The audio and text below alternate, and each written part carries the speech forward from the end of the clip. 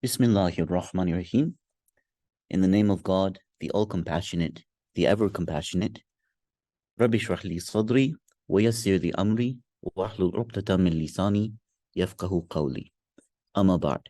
Welcome back to our third and inshallah final session on the sacred history and religious significance of the Holy Land, or of Palestine.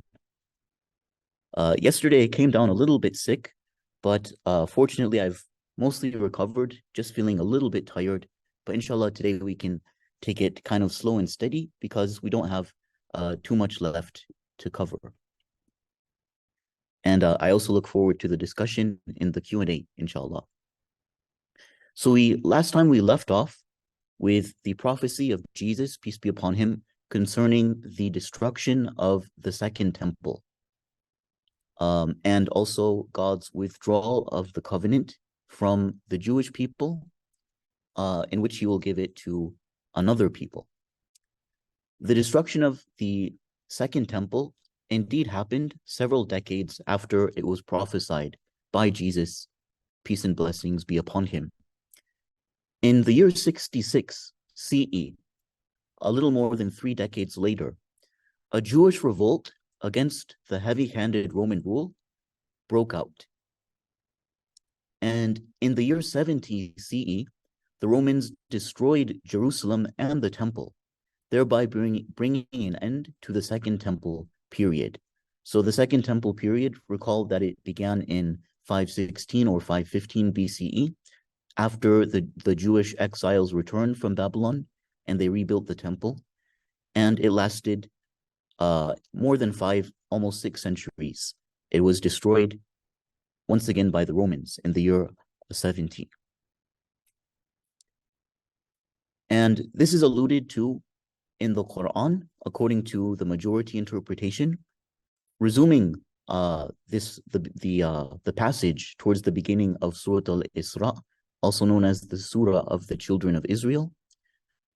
In English translation, quote, "When the last warning was fulfilled, we sent them to shame your faces and to enter the masjid," referring to Al-Masjid Al-Aqsa, referring to the Haram or the Temple Mount, "as they entered it the first time, and utterly destroy whatever fell into their power." I want to pause briefly on our historical narrative and sort of outline the contemporary Jewish views about the rebuilding of the temple.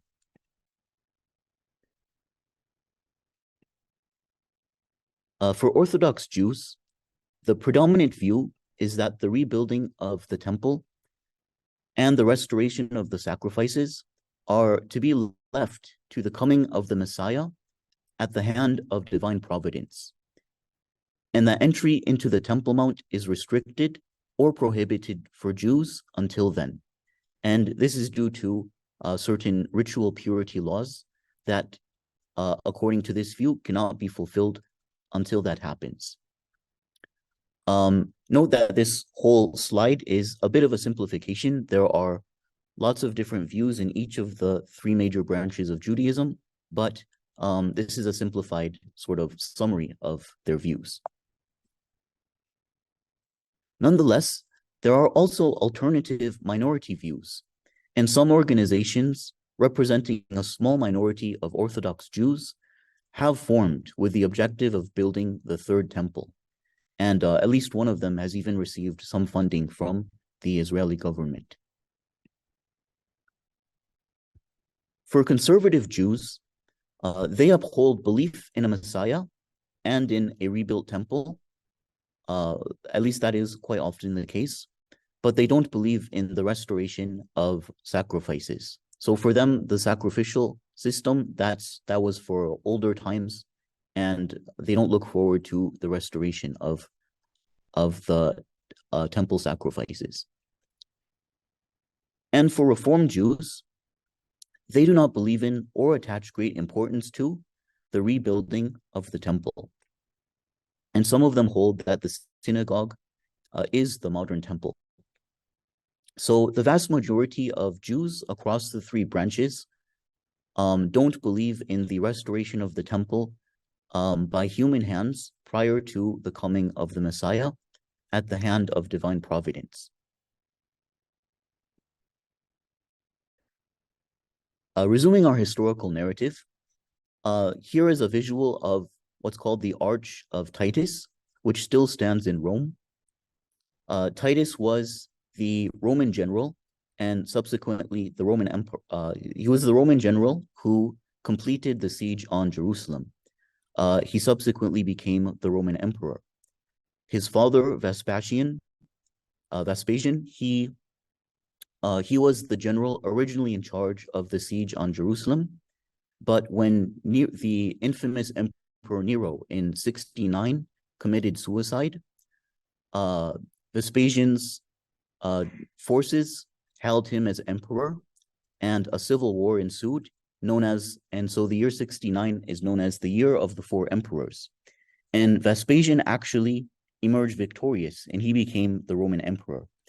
In the meantime, he had left the siege on Jerusalem to his son Titus, who would later succeed him as emperor.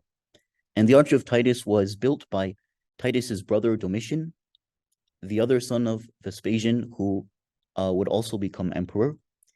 And it still stands in Rome today, depicting the triumphal procession celebrated in the year 71 CE after the Roman victory, culminating in the fall of Jerusalem.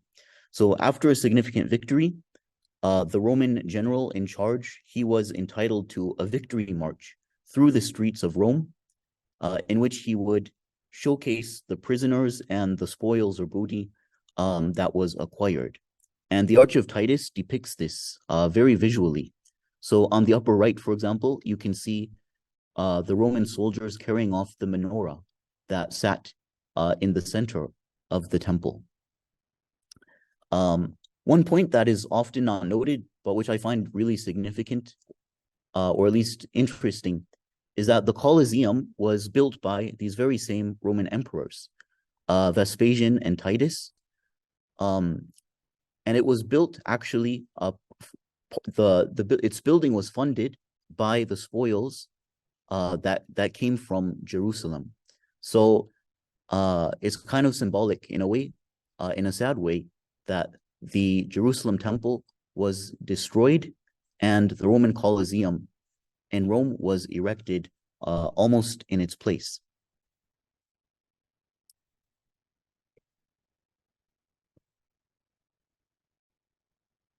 Now move forward several decades later.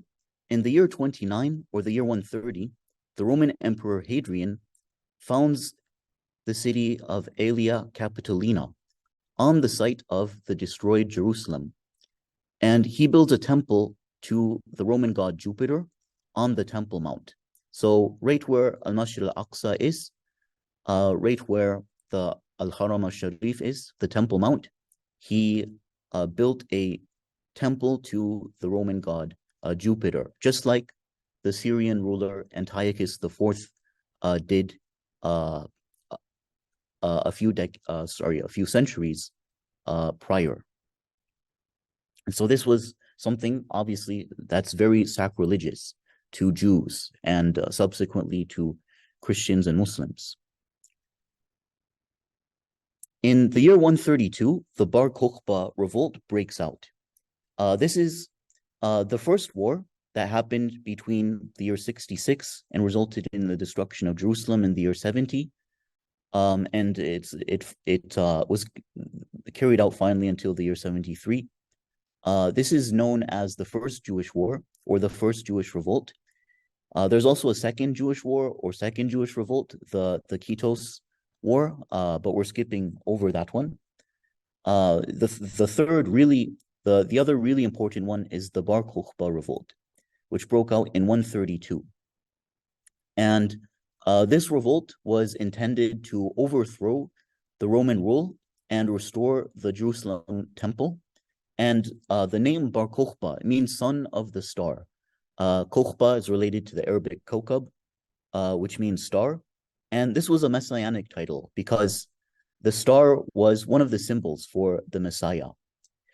And so many Jews at the time had hope or belief in him as the Messiah who would overthrow Roman rule and restore the temple. But unfortunately, it didn't work out that way. And the Romans crushed the Bar Kokhba revolt in 135, and they did sort of quote unquote cleanup operations up through the year 136. And during this time, they wiped out most of the Jewish population of Judea and renamed it Syria Palestina. And so from this point forward, this region, although the term Palestine existed before, especially was used by the Greeks, is from this time forward that the predominant name is Palestine. And that's the reason why many Jews don't like the term Palestine, because it reminds them of the Roman sort of takeover and wiping out of the Jews during that time, and the attempt also to wipe out their memory by changing the name from Judea to Syria Palestina. The Romans also banned the Jews from entering Jerusalem, or as it's now called, Aelia Capitolina, except on the day of Tish'a B'Av, a day of fasting and mourning. Tish'a means 9, just like Arabic Tis'a, and Ba meaning in or of, and Av is the month of Av. Tish'a B'Av is the 9th of the month of Av. And this is when, according to the rabbinic chronology, the destruction of the Second Temple happened. Modern historians say it happened on rather the 10th of Ba'av, one day later. And to this day, Tish'a B'Av is the day in which Jews they enter Jerusalem in order to mourn at the Western Wall or the Wailing Wall. As we mentioned, most Jews, they don't actually enter the Temple Mount. They view it as too sacred for them to be entered. But just outside the Temple Mount, at the last standing wall of the Second Temple, that's where they go and they perform their ritual mourning. In the aftermath of the Bar Kokhba revolt, it became clear that the temple, the Bayt al-Miqdash in Hebrew or the Bayt al-Maqdis in Arabic, would not be rebuilt in the near future. And so as a result, the rabbis had to completely transform Judaism from a religion that was centered on the sacrificial cult of the temple. If you read the Torah, most of the worship revolves around sacrifice of animals at the temple. And so they had to radically reformulate Judaism into a religion based on the study of the Torah and on worship of God in the synagogue, and particularly on prayer. And the need to preserve traditions about the rituals to be performed at the temple, since the temple may not be built for many, many centuries, it was necessary to put the traditions about the temple rituals into writing to preserve them. And so this led to the writing of the Talmud, first the Mishnah and then the Gemara, and together those formed the Talmud. And this becomes sort of the basis of all of subsequent rabbinic Judaism. So from this period forward, mainstream Judaism is known as rabbinic Judaism because the scholars and the leaders of that tradition are the rabbis.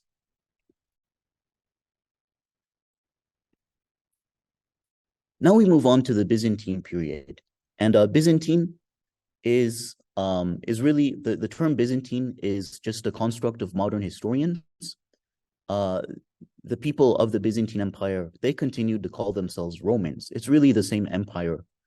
And all the way until the year 1453, when the Ottomans conquer Constantinople and they conquer the Byzantine Empire, do they consider themselves Romans? It's only modern historians that have kind of developed the term Byzantine. And of course, well, there were changes from one period to another. That happens with all empires. So I kind of wish that we just continued to use the term Roman Empire, because they're not really actually separate emperors. But in any case, in the year 312, the Roman Emperor Constantine converted to Christianity. And in 313, he legalized the practice of the faith. In the centuries, and especially the decades prior to Constantine, Christians were persecuted. But his conversion to Christianity and legalization represented a turning point. And after that, many, the population of the Roman Empire as a whole, they turned to Christianity. In the year 330, Constantine moved the capital of the empire to the city of Byzantium, renaming it Constantinople. And that, of course, is modern-day Istanbul in Turkey, which was the name given to it by the Turks after they conquered it, the Ottoman Turks. And from the city of Byzantium, that's where we get the name Byzantine. During Constantine's reign, the Holy Land shifted from being a marginal province on the fringes of the empire to having a central position in the empire. It now had great religious significance. Constantine funded the construction of churches, monasteries, and hostels for pilgrims, and this leads to a vast influx of settlers as well as pilgrims.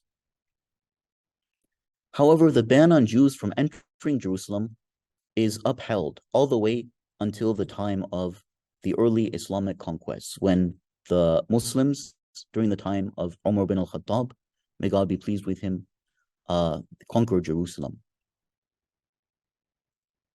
The most important of Constantine's building projects is the Church of the Holy Sepulchre, and it's worth really spending a few minutes to talk about this. During Constantine's reign, the temple that Hadrian had erected to the Roman god Jupiter, omnitively, the Temple Mount itself was left in ruins. And the reason the Christians left it in ruins was that it provided a visual representation of the fulfillment of Jesus's prophecy, peace be upon him, of the destruction of the temple, and therefore, for them, of Christianity's supersession of Judaism. And now the new sacred center was no longer the Temple Mount, but it became the Church of the Holy Sepulchre. And this church was built at the site where Jesus, peace be upon him, was believed to have been crucified, buried, and resurrected. The Holy Sepulchre is a rock-cut tomb. The very word sepulchre is another word for tomb, especially a rock-cut tomb. And this is a rock-cut tomb believed to be the tomb of Jesus, where he was buried and raised from the dead. And it's enshrined by a huge rotunda, which is a word for a large circular and especially domed building, just like the Dome of the Rock. And we'll see why these two buildings actually closely parallel each other. They're even approximately the same size. The church also houses a rock outcrop, identified with the site of Golgotha or Calvary, where the four Gospels state that Jesus was crucified. So not very far away, and within the same building is this site identified with Golgotha or Calvary, where Jesus was believed by the Christians to have been crucified. And in the story, the legend goes that the mother of Constantine, who had converted to Christianity before him, her name was Saint Helena. She visited Jerusalem in order to try to uncover the tomb of Jesus, peace be upon him. And the locals, based on local tradition, they directed her to this sepulchre, or rather a series of rock-cut tombs. Let me rephrase this. They directed her to actually what was a temple at the time, a temple to another Roman deity. The sources differ on which one it was exactly. And they said underneath this temple is the tomb of Jesus. And so she had the temple taken down, the temple to the Roman deity. And indeed, they found a series of rock-cut Jewish tombs going back to around the time of Jesus. And this is actually confirmed archaeologically. The legend So that's the factual part, but the legendary part is that they also found 3 crosses, one of Jesus, and 2 others, which were the crosses in which uh, the 2 criminals who were crucified along with Jesus, according to the Gospels, those were also there. And the Christians wanted to know which of the 3 crosses belonged to Jesus. Was the cross in which Jesus was crucified, so that they could take it as a sacred artifact. And so they brought a woman who was deathly sick, and they brought her before each of the 3 crosses, and before one of them miraculously healed. And so they took that to the cross on which Jesus was crucified, and it became a really sacred object for the Christians. And it was known as the true cross. And we'll come back to that very shortly when we get to the time period of Heraclius, which is actually right here on this slide. So moving forward, once again, a couple centuries, or rather more than 3 centuries, during the Byzantine Sasanian or Sassanid War of 602 through 628, which was, of course, contemporary to the revelation of the Quran and was the main geopolitical sort of event in the Middle East during the time of the revelation of the Quran. And so not surprisingly, the Quran will comment on this. Palestine again became caught in a power struggle between 2 great empires. In 614, Jerusalem was subject to a bloody reconquest by the Sasanian Persian forces, and they temporarily gave the Jews control of the city for the first time in almost 5 centuries. In 629 through 630, Jerusalem was retaken by the Byzantines under the leadership of the Emperor Heraclius.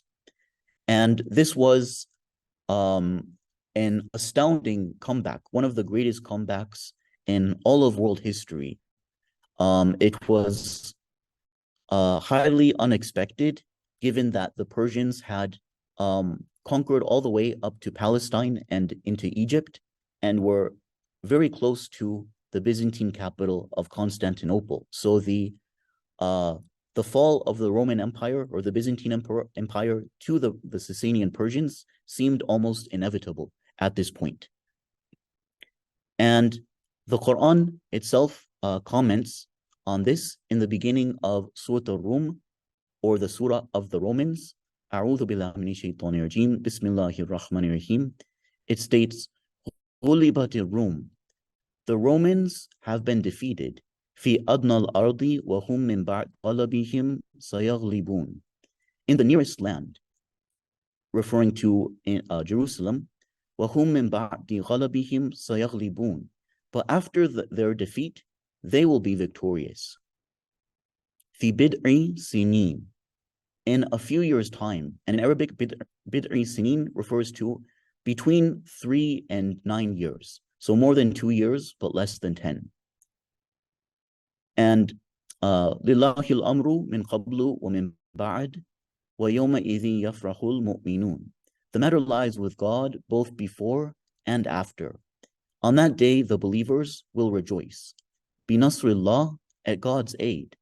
Yansuru man yasha'u wa huwa al-azizur rahim. He aids whomever he wills. He is the Almighty, the Merciful. Wa'dallah, God's promise. La yukhlifullahu wa'dahu. God never fails in his promise. وَلَكِنَّ أَكْثَرَ النَّاسِ لَا يَعْلَمُونَ. But most people do not know. يَعْلَمُونَ ظَاهِرًا مِنَ الْحَيَاةِ الدُّنْيَا وَهُمْ عَنِ الْآخِرَةِ هُمْ غَافِلُونَ. They know the hereafter. And so it says my internet connection is unstable. So if something happens, just bear with me, and it should be restored very quickly. And let me know if it gets interrupted in any way. So when Allah subhanahu wa ta'ala revealed this prophecy, shortly after the defeat of the Romans by the Persians, it seemed incredibly improbable.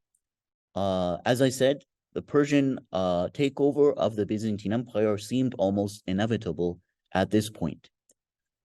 So this seemed so improbable, just like the Quran's prophecies, even from the Meccan source, that the believers, Muhammad ﷺ and his followers, who were at that time just a small persecuted minority, that they would end up conquering the land as they ended up doing, seemed virtually impossible. And yet Allah subhanahu wa ta'ala, He promised that this would happen and that the matter lies in the hands of God, and He will make sure that it happens. Finally, we come to the Islamic conquest of Palestine, of the Holy Land. In 632, the Prophet Muhammad ﷺ, may God's peace and blessings be upon him, passed away, having united all of Arabia under the monotheistic religion of Islam.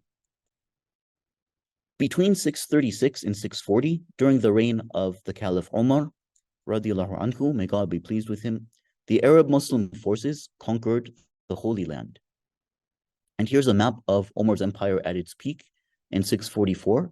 He conquered the entire Persian or Byzantine Empire to the east and most of the Middle Eastern lands of the Byzantine Empire to the west. And this is something which Western historians have commented on, that these conquests were seemingly miraculous. One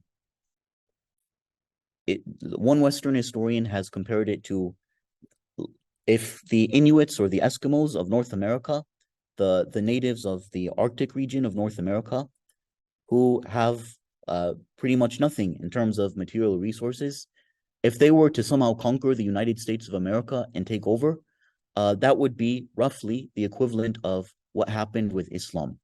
So the victory of Islam, and within decades, the Prophet ﷺ and his followers were mostly poor and slaves and socially disadvantaged, that these became the world power within a few decades is something which no one could possibly have conceived of, were it not for God's aid and victory, His truly miraculous aid and victory, as He promised already in the Quran.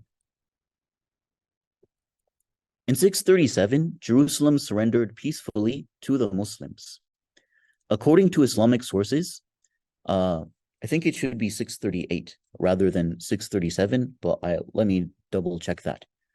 According to the Islamic sources, Omar entered the city and negotiated a favorable treaty with the Christian leaders, ensuring freedom of worship and protection for the inhabitants. He oversaw the cleaning of the Temple Mount, which had been lying in ruins since its destruction 70 CE, and had been turned into a garbage dump under Christian rule.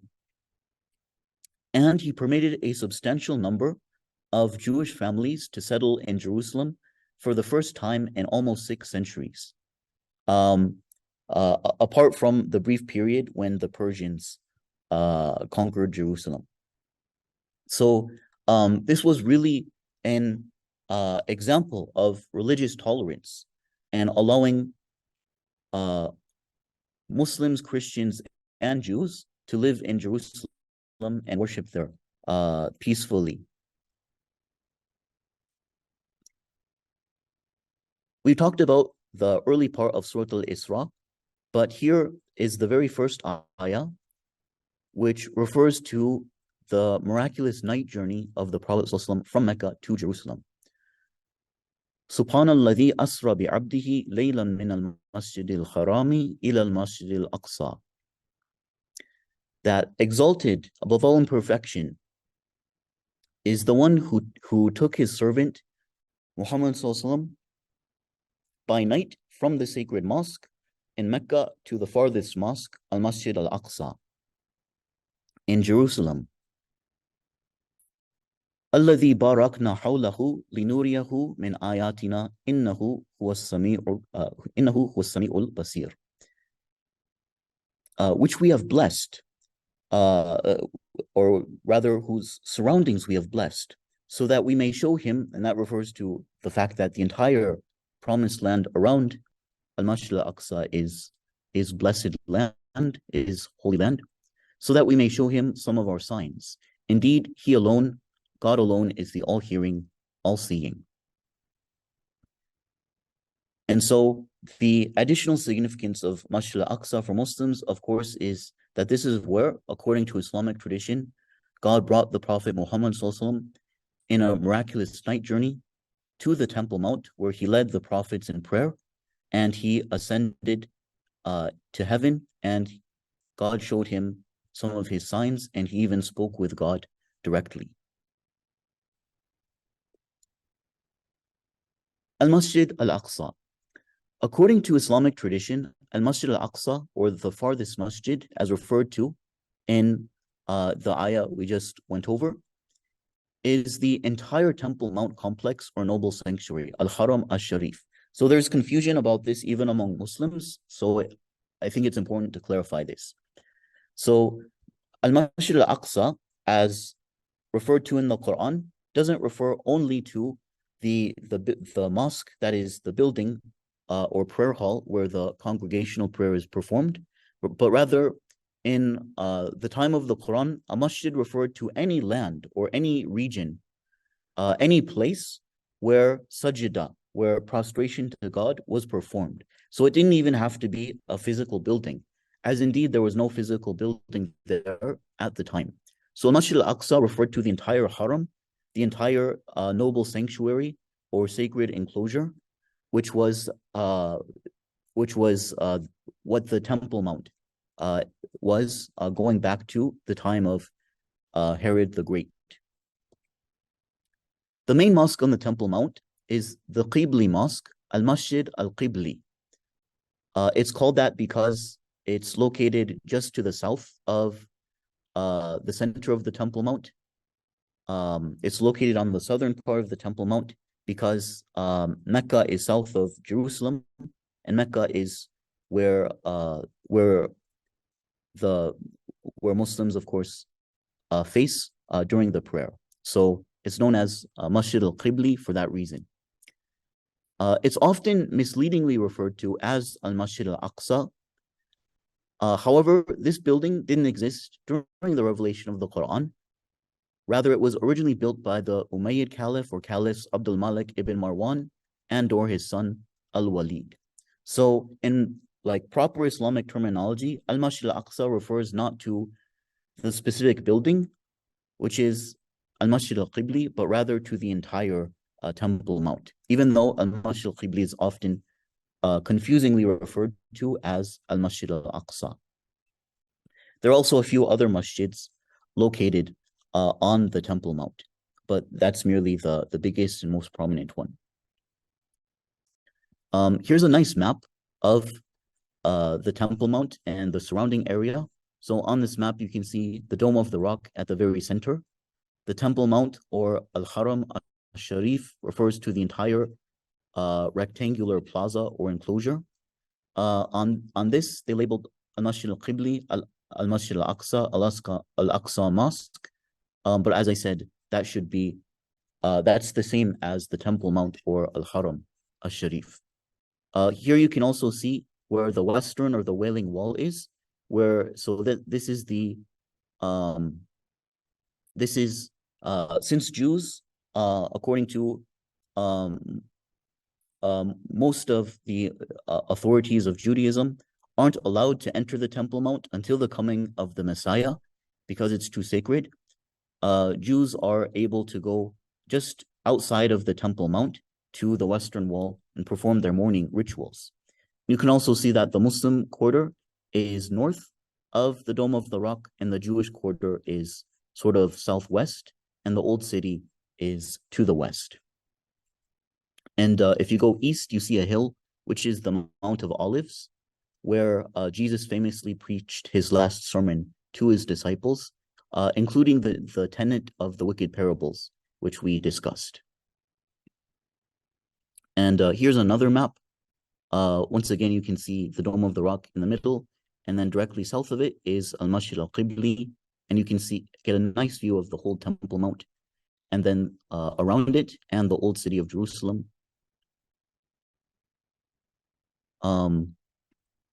So I want to also discuss the Dome of the Rock, Qubat al-Sakhra. So this building, it doesn't actually have any particular significance according to the Quran or the Sunnah of the Prophet ﷺ, but because it's such a prominent and important building, representing sort of the Islamic conquest of the Promised Land, I'm talking about it. So the Dome of the Rock, Qubat al-Sakhra. Qubba means dome, and Sakhra or as-Sakhra means rock or the rock. It was constructed by the Umayyad Caliph Abdul Malik ibn Marwan, who reigned between 685 through 705 of the Common Era. And Abdul Malik ibn Marwan, if you study early Islamic history, you'll be aware that he may even be properly considered the father or architect of Islamic civilization, in the sense that he converted the empire into an independent, distinct, sort of globally ascendant civilization. It was only during his time where, first of all, Arabic became the language of administration rather than Greek. It became basically the lingua franca of the Near East. And it was only during his time that he was able to introduce coins, Islamic coinage, rather than the Byzantine or Roman and Sasanian coinage that was current prior to that. He standardized weights and measures, and he also built, of course, the Temple of the Rock. The Temple of the Rock is historically important because it's the earliest surviving Muslim monument in the world. The building itself, actually, it was never destroyed and rebuilt, but the building itself actually goes back all the way to its original construction during the time of Abdul Malik. Only the tile decoration and the covering of the dome on the outside, those date to the Ottoman and modern periods, but the building itself and the interior decoration are original. And so this building is really important for historians of early Islam and Islamic origins. The building has an octangular structure that centers on a rock, a sakhra, hence its name. And this rock is a natural outcrop of the bedrock that represents the natural high point of the Temple Mount. So this is where the Temple Mount comes to its natural high point at this rock, a sakhra. Many Jewish and Islamic sources identify the sakhra with what's called in Judaism the foundation stone. The foundation stone is, according to traditional Jewish sources, the site of the Holy of Holies in which the Ark of the Covenant was placed. So the Talmud identifies the foundation stone as the center of the world and the place from which the rest of the world was created. Jewish tradition also identifies it as the place where Abraham offered Isaac. And in popular Islamic tradition, the Sakhra is identified as the location of the Prophet Muhammad's ascension to heaven, sallallahu alaihi wasallam. The Quran or authentic hadiths, they don't actually specify where on the Temple Mount the ascension of the Prophet happened. And it seems that wasn't part of the reasoning behind the construction of the Dome of the Rock, but is a tradition that developed in the subsequent decades. We'll see why, but we'll take a look at the purpose for the construction of the Dome of the Rock shortly. A sort of early medieval Jewish text called the Midrash Tanhuma says, "As the navel is set in the center of the human body, so is the land of Israel the navel of the world, situated in the center of the world, and Jerusalem in the center of the land of Israel, and the sanctuary in the center of Jerusalem. and the holy place in the center of the sanctuary, referring to the Holy of Holies, and the ark in the center of the holy place, and the foundation stone before the holy place, because from it the world was founded. So, sort of these concentric circles, there's the entire world, and within that is the land of Israel, representing sort of the sacred focal point. But within that is an even more sacred focal point, Jerusalem, and within that, the sanctuary, within the sanctuary, the Holy of Holies, and it is there where the Ark of the Covenant, where the foundation stone lied.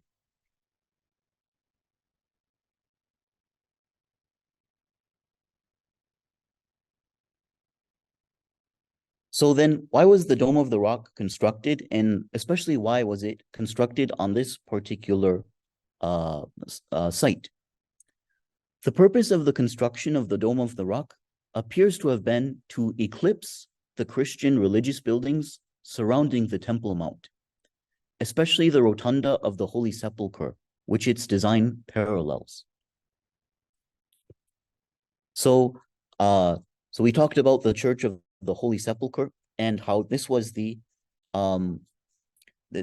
building that prior to the construction of the Dome of the Rock stood out, where it's the first, it's kind of it was the sacred focal point of Jerusalem, the first place where your eyes are drawn to and where people would make their pilgrimage, and it was considered the most sacred site in Christianity. And its predominant feature was this huge, as we said, rotunda, this huge circular domed building, which enshrined the sepulchre or the tomb in which Jesus was believed to have been buried and resurrected. By the way, for that reason, another name for the Church of the Holy Sepulchre is the Church of the Resurrection. That's what Eastern Christians call it, because that's where they believe Jesus was raised. And the Dome of the Rock has the same structure, and it even has almost the same exact dimensions. And so it seems that it was built as a deliberate sort of counterbalance, you could say, to the Church of the Holy Sepulchre, except that it's placed right at the center of the Temple Mount. So it dominates, it sort of oversees and dominates all of the rest of Jerusalem, including the Church of the Holy Sepulchre, and it's centered right on the foundation stone in Judaism, the most sacred location according to most of the Jewish traditions. And so it kind of represents a return to the sacredness of the Temple Mount, as opposed to the Church of the Holy Sepulchre. So as a sort of religious political statement, it is it's really brilliant. The inscriptions that are contained in the Dome of the Rock, going all the way back to its original foundation, are statements affirming that Jesus was a prophet of God, but negating his divinity. So once again, showing this deliberate sort of counter of Christianity. So for example, the passage in Surah Maryam, the Surah of Mary, is inscribed there, which states in English translation, Jesus said, "Peace be upon me the day I was born, the day I die, and the day I will be raised back to life." That is Jesus, the son of Mary, and this is a word of truth about which they dispute. It is not for God to take a son, glory be to him. When he decrees a matter, he simply says, "Be," and it is. And similarly, there's a prayer, Allahumma salli ala rasulika wa abdika Isa ibn Maryam, that Isa ibn Maryam, oh God, send your blessings upon your messenger and your slave, Jesus, the son of Mary.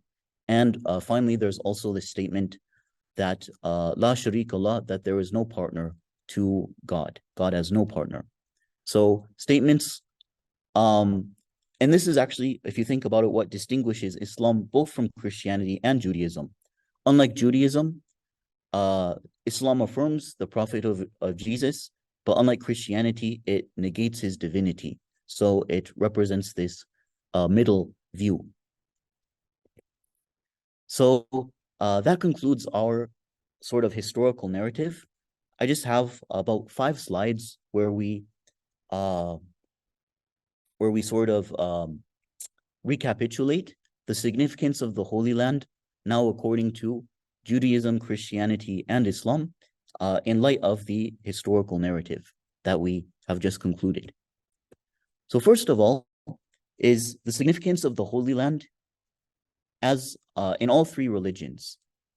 In all 3 religions, Palestine is the land of prophets, where God made his will and guidance manifest to the children of Israel for the benefit of humanity, and where the worship of one God was established. So Palestine was essentially the cradle of monotheism, and the cradle from which belief in one God spread across the world. As such, it is a holy land and a place of pilgrimage and devotion to God. And all of that is thanks to God's revelations through his prophets to the children of Israel.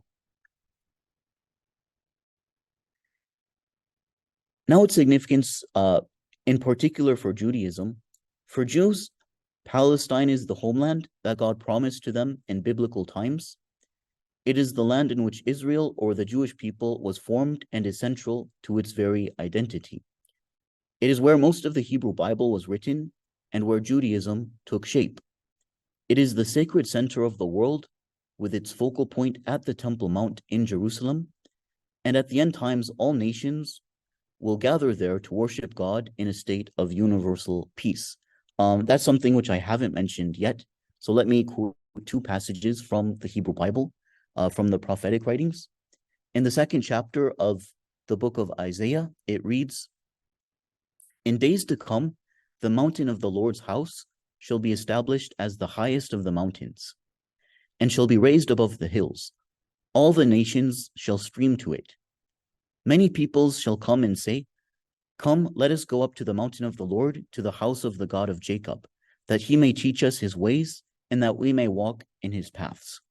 For out of Zion shall go forth instruction, and the word of the Lord from Jerusalem. He shall judge between the nations, and shall arbitrate for many peoples.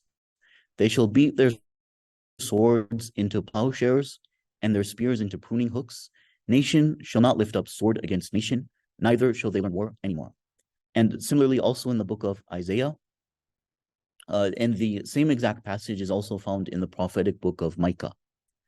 And you have similarly in Isaiah 56, which is cited by Jesus in Mark 11:17. "And the foreigners who join themselves to the Lord to minister to him, to love the name of the Lord and to be his servants, all who keep the Sabbath and do not profane it, and hold fast to my covenant." And also notice the iltifat. This is a feature of the Quran as well. It refers to God in the 3rd person, but all of a sudden it switches to the 1st person. First, God is referred to as the Lord, but then he speaks my covenant. So that's not only in the Quran, but it's also a stylistic feature of even the prophetic texts of the Hebrew Bible.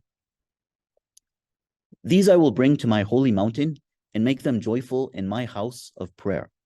Their burnt offerings and their sacrifices will be accepted on my altar, for my people shall be called, for my house shall be called a house of prayer for all peoples." Just as the Quran said, we have that Allah subhanahu wa ta'ala blessed the promised land for all peoples. "Thus says the Lord God, who gathers the outcasts of Israel, I will gather others to them besides those already gathered." So the Israelites were looking forward to a time when the lost tribes of Israel, they would be restored and gathered back to Jerusalem to worship God. And Isaiah is saying that it won't only be them, but rather all of the different nations of the world will worship God together in a state of peace and harmony. The significance of the Holy Land in Christianity. For Christians, Palestine is the land in which God, out of love for the world, quote, "gave his only son, so that everyone who believes in him may not perish, but may have eternal life." It is the land where Jesus Christ was born, preached, gathered his disciples, was crucified for the sins of the world, and was raised from the dead and ascended to heaven. And of course, for most Christians, Jesus Christ is not only the Son of God, but is God himself incarnate. So it's the place where God himself was physically present doing these things. It is where God's redemptive plan for humanity was revealed and enacted. On the left side is the, I believe that's, I've forgotten now actually, but I believe that's Golgotha or Calvary, where is the alleged site of Jesus's crucifixion. Actually, if we go back a few slides, I forgot to comment on the pictures regarding the tomb of the Holy Sepulchre, or the Church of the Holy Sepulchre. So here we have the building. Oh, I actually didn't include a picture of the tomb itself. Okay, so here is the tomb or sepulchre, right in the center of this picture, and you can see the dome that enshrines it on the very top. So this is the Holy Sepulchre.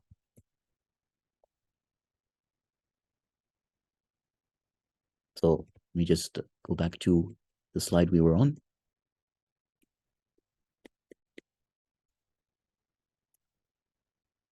And yeah, to the bottom left, that is the site where Jesus was believed to have been crucified, Calvary or Golgotha. Finally, the significance of the Holy Land in Islam. For Muslims, Palestine is, quote, the land which God blessed for all peoples, in the 21st surah of the Quran. It was the first qibla, or place faced in prayers by the Muslim community, before being superseded by Mecca, which God made as the original house of worship for all peoples, and which God also blessed for all peoples. The same sort of language is used. And Jerusalem is, in particular, is the third holiest site in Islam, even though God blessed the entire land as well as sacred. It is the place of the farthest mosque, Al-Masjid Al-Aqsa, to which the Prophet Muhammad ﷺ was miraculously transported at night, ascended to heaven, and spoke to God directly. So that's our entire session. Here's my contact information. If you want to send me any questions or anything of that nature, my email is msharif, sharif124@gmail.com, and my Facebook and Twitter are both also msharif124. So now let me open it up for Q&A. Let me first take a look at the Q&A box and the chat box. Oh no. It looks like some people are saying there were issues with the text size. I should have paused to check the chat box earlier. I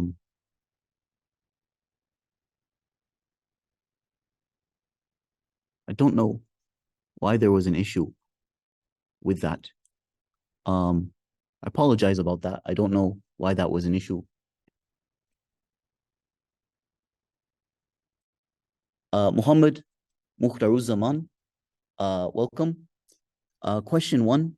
While the Prophet Ibrahim alayhi salam moved to this land, is there any people there before him? Yeah, as the Bible records, there were already the Canaanite peoples and some Amorites, so a bunch of mostly Northwest Semitic peoples already living there.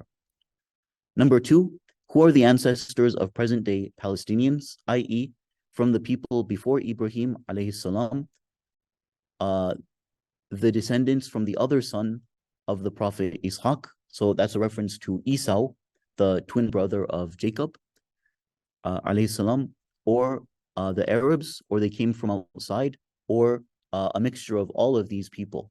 That's a really good question. So there have been genetic studies done on the indigenous Palestinian population, and they demonstrate that the indigenous Palestinian population, sort of like one of the Zionist myths is that the indigenous Palestinian population, those are the sort of colonizers, those are the foreign settlers, whereas the Jewish people are the original inhabitants of the land. As a matter of fact, although there was, even prior to the Islamic conquest of Jerusalem, Arabs were living in the Holy Land.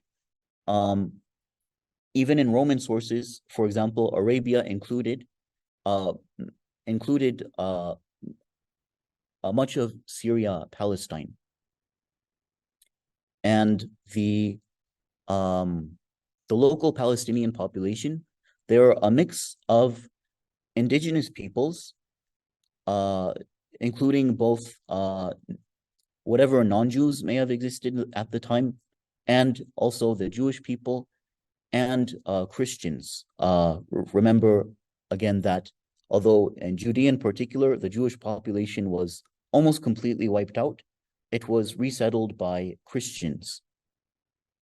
And finally, the Arabs who settled there after the conquest. The Palestinian people, they're a mixture of all of those.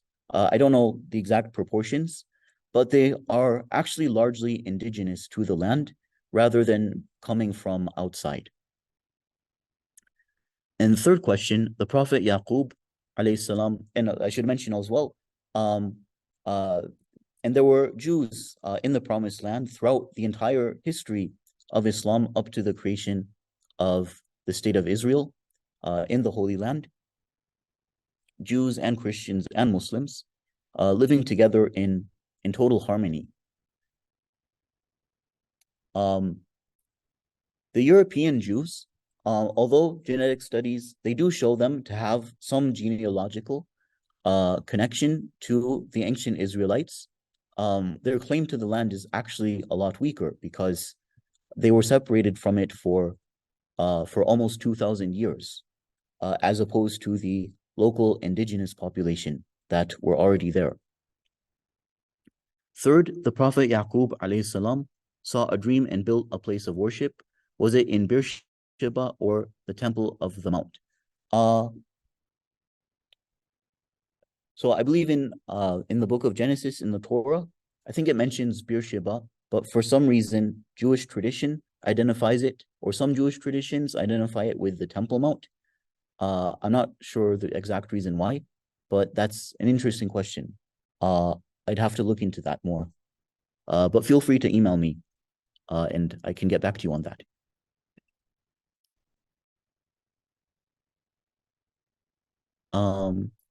Any further questions? You can use the mic if you wish. Unfortunately, it looks like we have fewer participants today, I think because of the switch from Sunday to Saturday this weekend due to another talk having already been scheduled for tomorrow. Okay, we do have some more questions here. Says Imran Akram plus one other. How do I see the one other? Okay, there we go. So first, Imran Akram. Assalamu alaikum, Ustadh Sharif. There's a quick question from last time about the ayah, where the Israelites would cause corruption in the land twice. And I just wanted to hear your thoughts on it. Like if that corruption has been caused twice, some scholars say it has already occurred before Prophet Sallallahu Alaihi Wasallam. Others say that one time it has occurred and the second time not quite yet, and so they have more like a different perspective on it based on the times we're going through. Thank you. Yeah, that's a great question. So the dominant sort of traditional view is that this was a reference to the Babylonian conquest and destruction of Jerusalem and the temple, and then the second Roman destruction of Jerusalem and the temple. But in modern times, some scholars, including some very traditional conservative scholars, have understood this passage in a new way in light of modern current events. And they think that the second prophecy is actually a reference to the current state of Israel. And I've looked into that only slightly and found it really intriguing, but I haven't really dug further into that. So I don't have a strong opinion. So for this presentation, I just presented the more traditional view, since it fits more into our discussion, but I'm not necessarily denying the other possible interpretation. Thank you very much. Jazakumullah khair. وياك. And Muhammad Mukhtar Zaman. Assalamu alaikum. Alaikum salam wa rahmatullah. So my question is, the supporter of Jainism, they want that the descendant of Jews to return to Jerusalem, means present Israel. So my question is that many of them studied who was in Medina, they converted to Islam, means they are now Muslim. So they also want that those Muslim return to Jerusalem. For some reason, I couldn't hear very well the entire question, but I think the question was, and correct me if necessary, the question was basically the prophecies in the Hebrew Bible, aren't those basically fulfilled by the Muslims who worship at Al-Aqsa? Was that the question, basically? Actually, I'm asking that the supporter of Jainism, they want that all Jews, means descendant of Jehuda or the descendant of Bani Israel, that they should return to Israel so that their Messiah can arrive. So my question that many descendants of Bani Israel converted to Islam also. So they want that those Muslims also should return to Israel so that their Messiah can arrive. Oh, I see. So you're asking for their perspective on that, right? Yes, from their perspective. Okay. That's interesting.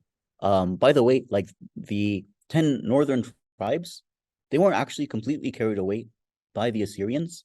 A lot of them remained there, and they became the other branch of the children of Israel, besides the Jews, known as the Samaritans.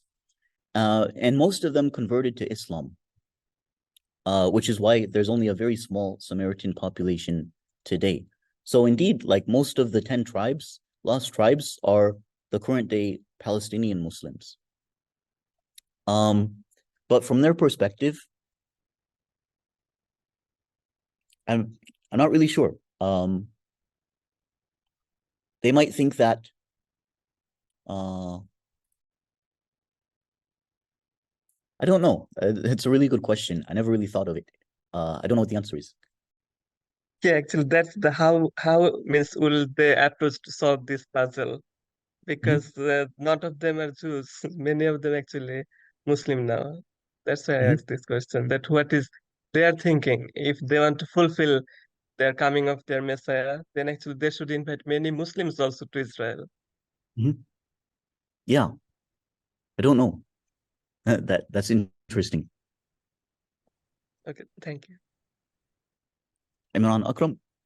Yeah, Ustadh, sorry, I have one more question about the evangelical belief about that the Messiah, which is Jesus, will return to the throne once the children of Israel rule the land again. Is that coming from Bible, or is it because this is, of course, one of the beliefs of the current day, most of the American in evangelicals, that's what they believe in, and that's what I heard, that they favor the current Israeli government and them, having total control of the Holy Land, because they believe that once they have the full control, and the seat of David the throne is reestablished, that's when Jesus will land on that throne. That will be the Messiah. Whereas, of course, the Jews don't believe in the same Messiah. They're more waiting for a kingly Messiah, but they don't believe in Jesus as the Messiah. So, if you could shed some light on that, where the Christian beliefs came from, and is it historically accurate from the Bible or just made up? Thank you. Oh, that's a really important question. So, just if I can restate the question, evangelical support for Israel is in significant part premised on the idea that um, somehow the state of Israel and the gathering of the Jewish people there will prepare the way for the second coming of Jesus, the Messiah, and then during his time, probably some of them will convert to Christianity, and and Jesus himself will end up basically killing the rest of the Jews. And of course, the Jews don't mind because they don't believe in that, so they're happy to take the support, the Zionist Jews, I mean. So this is based on a particular American evangelical Christian interpretation and sort of application to current times of the book of Revelation, the last book of the New Testament, which is an apocalyptic text, which sort of looks, it was written for its own contemporary context in the late first century, but it's read as prophecies about the end of time. I haven't studied that in hardly any depth, but I might do that for our upcoming course on Judaism and Christianity, which starts later this month. I think the final session will be on Jewish and Christian eschatology, Jewish and Christian views about the end of times, and so I might delve more into this topic for that. Yeah, because the belief of Paul, when he says to people, don't marry, don't do this, because he's believing that end of time is going to arrive very, very soon. So he wants nothing to do with this world. But as we know, that never came true. And so that prediction of Paul was just never was fulfilled. Is that what you're referring to? That part of the book of Revelations that didn't get fulfilled, and now Christians are reinterpreting it to our times. Thank you. Yeah, that's what I understand from modern biblical scholarship. Bart Ehrman, his most recent book is on this very topic, but I haven't read it yet. But as far as I know, that's how modern biblical scholars view the book of Revelation. It was written as an apocalyptic text, and I think that it may be about the end of times, but that was expected within the historical setting of the author. Thank you very much. Barakallah fikum. Afikum. Okay, I guess we'll wrap up here. Jazakumullah khairan to everyone who's tuned in or participated. It's really been a pleasure and an honor for me. The news about what's happening to our brothers and sisters in Palestine right now is extremely disheartening.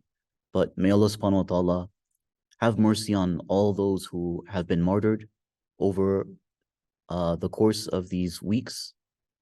And may Allah subhanahu wa ta'ala provide his aid to those who are currently suffering under this tremendous oppression.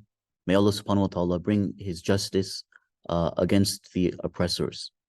Ameen, Ameen, Ameen, Ya Rabbana. So with that, we'll conclude. Wa akhiru da'wana an alhamdulillahi rabbil alameen. Jazakumullah khairan. Barakallahu fikum. Assalamu alaikum wa rahmatullahi wa barakatuh.